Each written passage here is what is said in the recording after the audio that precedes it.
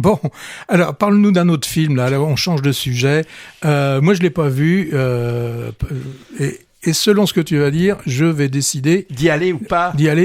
Ah là là, le challenge. Les petites mains, ça s'appelle. C'est la mise en fiction sous forme de comédie sociale de la médiatique lutte de femmes de chambre de grands hôtels parisiens qui a eu lieu en 2019 et qui avait duré 2 ans quand même, avec gain de cause. Alors je sais, Patrick, tu vas encore penser à partir de faits réels.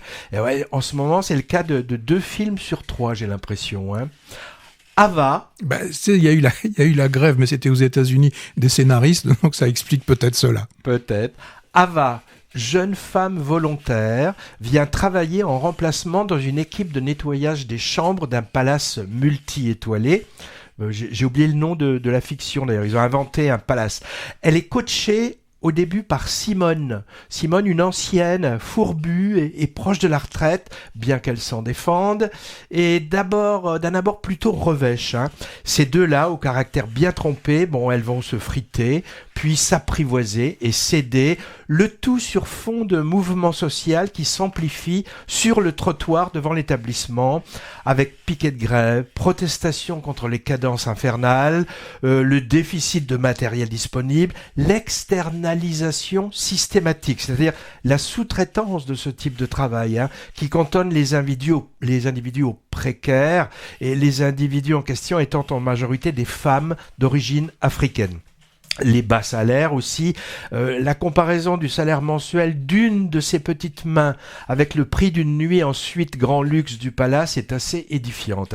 Alors, parallèlement à l'aspect lutte sociale, où chacune des protagonistes devra se positionner, moi j'ai beaucoup aimé la manière dont est montrée l'histoire d'amitié transgénérationnelle qui se construit entre Eva et Simone, aboutissant à une sorte de rapport mère-fille de substitution, émouvant, pas nunuche et que j'ai trouvé sincère, qualité à mettre au crédit de l'écriture des personnages d'abord et des 2 actrices qui les incarnent. Alors dans le casting flamboyant de ce film, qu'on peut qualifier de choral, en plus des solistes Corinne Maziero, alors elle habituée de ce type de rôle social, mais là je l'ai trouvée vraiment excellente, et une nouvelle venue pour moi, une pétillante Lucie Charles-Alfred. On a des actrices en plus, des Mama Black absolument super, sans doute en partie inspirées de personnages réels de la vraie histoire, et je sais que l'une d'entre elles figurait dans le film est même devenue députée de la France Insoumise, je crois, en 2022. Alors je peux pas toutes les nommer. À noter aussi la présence de Cool Chen en délégué CGT plus vrai que nature.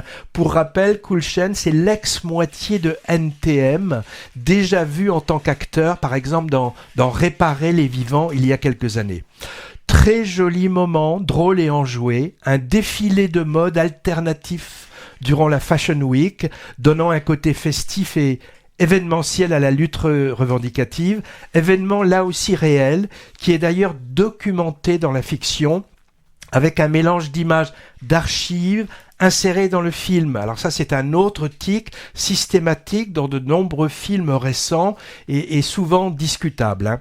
Alors dans ce film qui est une ode à la solidarité entre les sans-grades et pas du tout misérabiliste, on ne voit aucun client de ce palace, ni aucun représentant de la direction. Scénario et mise en scène ont volontairement invisibilisé ces personnages, se focalisant uniquement sur ceux et surtout celles de ce milieu qui sont habituellement invisibles dans les coulisses. J'ai trouvé que c'était un joli pied de nez de la scénariste Hélène Filière, qui est d'ailleurs aussi actrice, et du réalisateur Nessim Chikaoui, dont c'est le 2e long métrage après Placé en 2021, sur une problématique sociale aussi. Voilà pour les petites mains du cinéma engagé et drôle, chaleureux, ce qui ne va pas toujours de pair. Alors pour le coup là, c'est dans la bonne filiation, je trouve, Ken Loach, contrairement à 2 autres films sociopolitiques qu'on va évoquer aujourd'hui, Les Trois Fantastiques et Un homme en fuite.